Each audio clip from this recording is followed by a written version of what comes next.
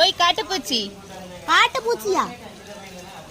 என்ன காட்டுப்பூச்சின்னுட்டு என்னடி அலங்கோலம்? எது அலங்கோலம்?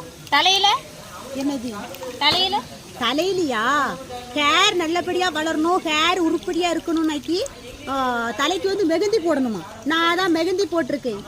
மெகந்திய அரைச்சு போடணும். கொப்பும் கொலையுமா எடுத்து பூ மாதிரி வச்சுட்டு சுத்தக்கூடாது. அடல் லூசு, யார் சொன்னது? தலைக்கு மெகந்தி போட்டா ஹேர் நல்லா இப்படி அழகா வளருமா? ஆனா அதனாலதான் தலைக்கு நான் மெகந்தி போட்டிருக்கேன். யாருக்காச்சும் சந்தேகம்னா இதை பார்த்து நீங்களும் தெரிஞ்சுக்கிடுங்க. அதை அரைச்சி கைக்கு போடணும். தலைக்கு போட்டீங்கன்னா முடி நரைச்சி போயிடும். ஐயே, அப்படி கிடையாது, இப்படிதான். இங்க பார், இப்படி வச்சாலே போதும். எந்த லூசு பையன் உனக்கு சொன்னான் தலைக்கு போட்டா முடி நல்லதுன்னு? யூடியூப்ல ஒரு ஆண்டி சொன்னாங்க.